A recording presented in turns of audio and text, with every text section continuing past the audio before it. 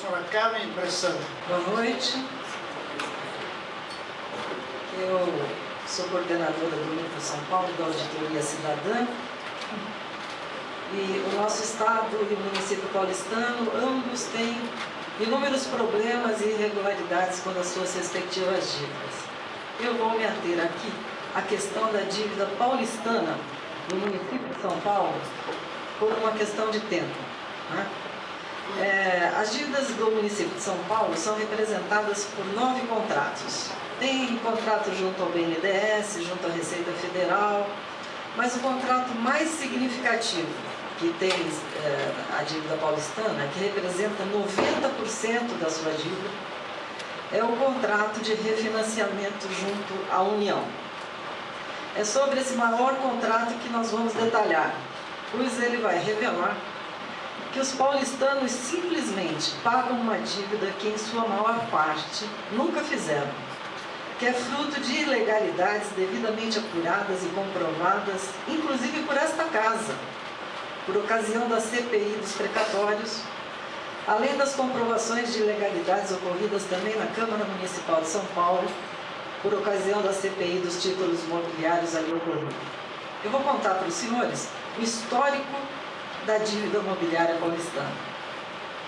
Até 1993, estados e municípios podiam emitir títulos e comercializá-los no mercado financeiro para financiarem suas gestões. Em março de 93, no entanto, foi promulgada a Emenda Constitucional número 3, proibindo a emissão desses títulos públicos. Mas, apesar da proibição, manteve-se a permissão, com base no artigo 33 do Ato das Disposições Constitucionais Transitórias, permitiu-se que fossem emitidos títulos destinados unicamente ao pagamento de precatórios, desde que fossem gerados antes da promulgação da Constituição de 88, só para garantir esses títulos. Muito bem, na época, em 1993, era prefeito de São Paulo o senhor Paulo Maluf, o secretário municipal de finanças era o senhor Celso Pita, e tinha o coordenador da dívida pública, o senhor Wagner Batista Ramos. Estes senhores enviaram um pedido de emissão de títulos, usando para isto documentação falsa, que era composta de precatórios em duplicidade, precatórios que já haviam sido pagos, e também de valores superestimados.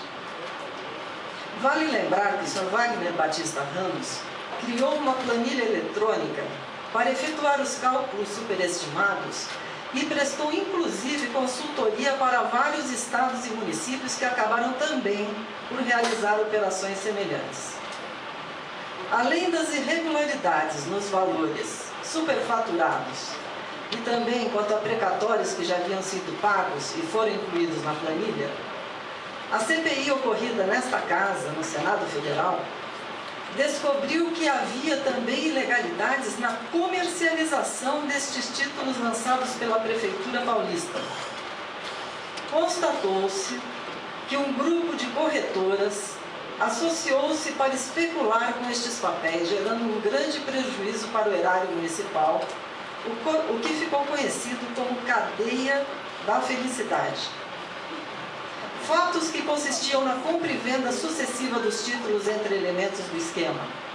Vale ressaltar que os títulos da prefeitura eram vendidos com deságio fora dos padrões normais, chegando na maioria das vezes a 40% de desconto sobre o valor de face. Houve ainda operações em que o título era vendido pela prefeitura, passeava pela cadeia da felicidade e era recomprado pela própria prefeitura, sendo que uma dessas operações, em um único dia, a prefeitura teve prejuízo de mais de R$1 milhão. Foram detectadas, na CPI ocorrida nessa casa, 22 operações atípicas com esses títulos. Destaca-se que em certos momentos houve a interferência direta do secretário Pita na venda desses papéis, ordenando ao Banco do Brasil que vendesse títulos diretamente a determinada corretora, sem passar pela oferta em leilão público, o que é flagrantemente ilegal. Foram arrecadados com essas emissões cerca de 2,5 bilhões de reais, valores de julho de 2001, vigência da CPI da Dívida Pública Paulistana.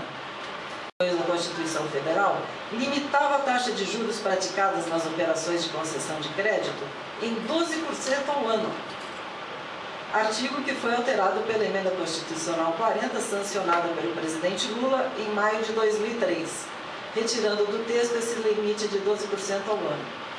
Portanto, as taxas de juros superiores a esse percentual à época são ilegais.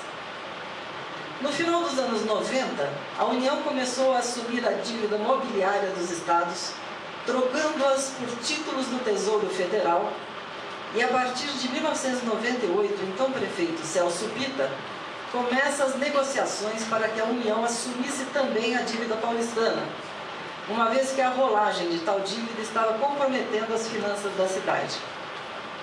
Em resposta ao primeiro contato, o pedido foi negado, pois já era conhecida a utilização dos valores arrecadados com a venda de títulos para outra finalidade que não a do pagamento de precatórios do artigo 33 do ato das disposições constitucionais transitórias.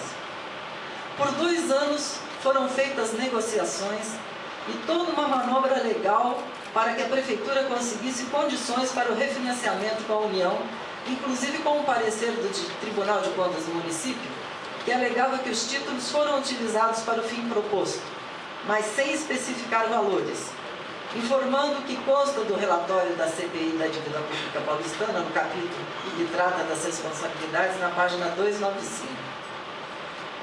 Em 93, quando Paulo Maluf assumiu a prefeitura, a dívida mobiliária paulistana era de pouco mais de 1,5 bilhão. Em 1996, quando deixou a prefeitura, a dívida mobiliária era de 6 bilhões de reais, um aumento de 288%. Apesar de todas as irregularidades já citadas, as quais já renderam condenações judiciais ao senhor Paulo Maluf, condenado a devolver milhões aos cofres públicos paulistanos, condenação de 4 anos de cadeia ao senhor Celso Pitta, processos e condenações a mais de 15 corretoras. Apesar de tudo isso, a União, em maio de 2000, atendendo, senador Cristóvão, aquela pergunta que o senhor fez, em maio de 2000, a União assume a dívida mobiliária paulistana na íntegra, trocando todos esses títulos do Tesouro Federal sem ao menos verificar o que era de fato devido e o que era resultado de operações irregulares. Em maio de 2000, com altas taxas de juros, a dívida chegou a 11,2 bilhões, e este valor é que foi assumido e refinanciado pela União. Não bastasse todo o histórico de irregularidades que por si só poderia invalidar a operação, as condições do contrato de refinanciamento proposto pela União eram bem onerosas para o cofre público. Pagamento em 360 parcelas, correção feita pelo IGPDI acrescido com juros de 6% inicialmente. A Prefeitura teria prazo de 30 meses para pagar. Se não pagasse um tanto, esses juros aumentaria de 6% para 9%, e foi o que aconteceu. E retroagiu essa diferença, de 6 para 9, retroagiu o início do contrato. O cálculo do valor das prestações foi feito pela tabela Price. A Prefeitura tinha um limite de 13% da receita líquida real para pagamento das prestações do referido financiamento. Caso o valor utilizado não cobrisse a totalidade do valor da parcela e demais encargos, o resíduo seria incorporado ao saldo devedor. Esse é um dos responsáveis pela explosão do saldo devedor da dívida. Limite com gasto do pessoal restrito a 60% da receita líquida real. Limite com gastos de aposentados. E aumento da alíquota da contribuição previdenciária dos servidores municipais de 6% para 11%. Como consequência dessa negociação, tivemos um aumento de uma outra dívida, a dívida social. O dinheiro utilizado para pagamento dos serviços do referido empréstimo faltou em outras áreas, e o resultado dessa sangria de recursos se traduz na falta de vagas em creches, nas filas de espera em hospitais, na falta de moradia, na falta de equipamentos públicos de esporte, cultura e lazer, nos serviços de transportes públicos, na educação, enfim, na qualidade de vida da população paulistana que foi preterida para atender exigências de organismos financeiros nacionais e internacionais. O projeto de lei complementar 238, que foi aprovado na Câmara dos Deputados e encontra-se nesta casa, não corrige nenhuma das ilegalidades que apontei aqui. Ou seja, não expurga do valor financiado os valores superfaturados ou os falsos precatórios, aqueles que já haviam sido pagos, que estão devidamente comprovados pelas CPIs.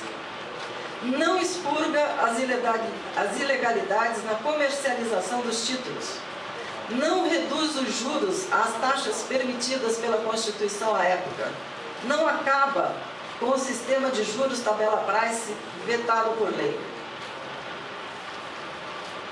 O que o projeto de lei faz para a cidade de São Paulo é dar um pequeno alívio no saldo devedor, pois recalcula desde a sua contratação no ano 2000 até agora as correções pela taxa Selic, que apesar de serem ainda muito altas, ainda são mais baixas que o IGPDI mais 9% pago por São Paulo. Porém, a taxa de juros IPCA mais 4% proposta no projeto de lei fará com que São Paulo continue a usar integralmente os 13% de sua receita para pagamento da dívida, não significando nenhum alívio nos pagamentos mensais. Agora prevê-se que para 2014 seja algo em torno aí de 4 bilhões. E para encerrar, vou mostrar 3 transparências para que vocês possam visualizar o que é que São Paulo tem pago por uma dívida que ela não contraiu. Ali na primeira coluna, lá, no ano 2000, São Paulo pagou lá ao final 18.191 bilhões de juros, que corrigidos hoje vai para 24 bilhões, ou seja, pagou 24 bilhões de 2000 a dezembro de 2012.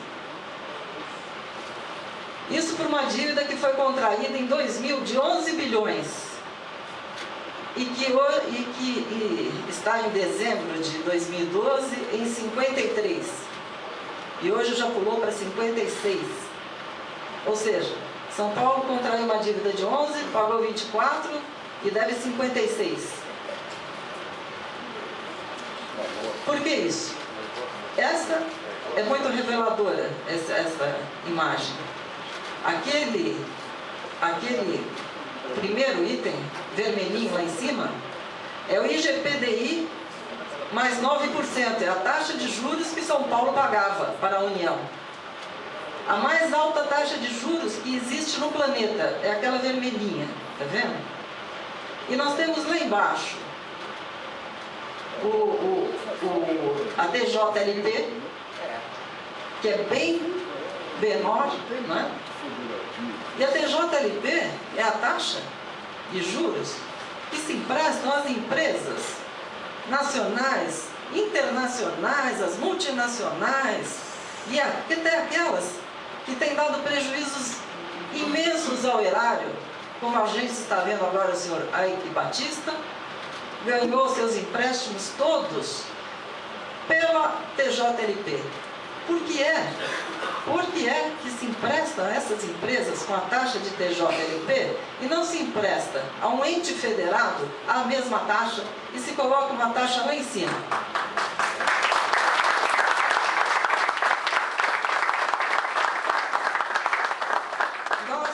Para encerrar, só para dizer qual é o nosso pedido aqui a esta casa, aos senadores, que falem junto às suas bancadas, que, em primeiro lugar, a coisa mais importante a se fazer é uma auditoria da dívida. Isso é imprescindível. Nós temos que sanear, porque a população não pode pagar uma dívida que não contraiu. Em segundo lugar, as taxas de juros que têm que ser utilizadas São as mesmas taxas que são fornecidas às empresas que eles querem ver crescer. Tem que ser a TJLP. E, por último, né, nós temos que fazer, como fazem também os empréstimos para essas empresas, juros simples. Porque juros compostos, a tabela price, é proibida por lei. Então, essa são a nossa história, a triste história, a saga da dívida paulistana, e peço aos senhores que aqui no Senado vejam com carinho essas questões e corrijam essa situação tão cruel com o povo brasileiro.